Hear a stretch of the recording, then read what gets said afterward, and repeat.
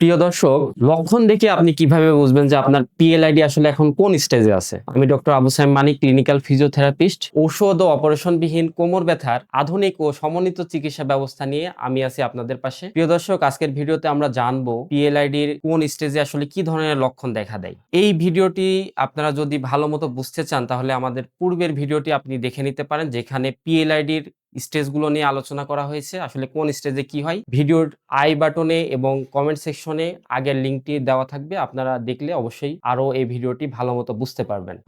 আমরা সবাই জানি পিএলআইডির মোট 4টা স্টেজ থাকে। স্টেজ 1 যেটাকে আমরা বলছি ডিস্ক ডিজেনারেশন বা ডিহাইড্রেশন। এই স্টেজে আপনার যেই লক্ষণগুলো দেখা দিতে পারে তার ভিতর হলো কোমরের দিকে জড়তা থাকে, বিশেষ করে সকালে, কিন্তু ব্যথাটা কিন্তু পায়ের দিকে ছড়াবে না, ব্যথাটা আপনার জাস্ট কোমরেই থাকবে।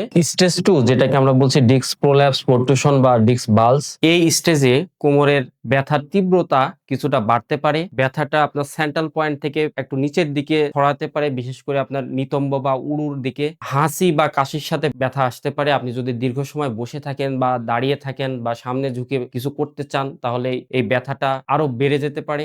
অনেক সময় আপনার পায়ের দিকে একটু ফুসফোটানো অনুভূতির মতো অনুভূতিও আসতে পারে। স্টেজ 3 যেটাকে আমরা বলছি এক্সট্রুশন, এই স্টেজে আপনার ব্যথার তীব্রতা আরো বাড়তে থাকে। ব্যথা কোমর থেকে পায়ের পেছন দিক দিয়ে হাঁটু পর্যন্ত বা পায়ের পাতা পর্যন্ত ছড়িয়ে যেতে পারে, যেটাকে আপনারা অনেকে সায়াটিকা হিসেবে চিনে থাকেন। পা ঝিমঝিম ভার ভার অবশ অবশ লাগে, তারপরে হচ্ছে পায়ের দিকে ফুসফোটানোর মতো অনুভূতি ইত্যাদি সমস্যা দেখা দিতে পারে। বিশেষ করে আপনারা যদি একটু বসে থাকেন বা দাঁড়িয়ে থাকেন, এই সমস্যাটা কিন্তু বাড়তে থাকে। স্টেজ 4 যেটাকে আমরা বলছি সিকুয়েস্টেশন, এই স্টেজটাই হচ্ছে পিএলআইডি সবচেয়ে অ্যাডভান্স স্টেজ। এই স্টেজে যেটা হতে পারে আপনার মেডিকেল ইমার্জেন্সির মতো লক্ষণ দেখা দিতে পারে।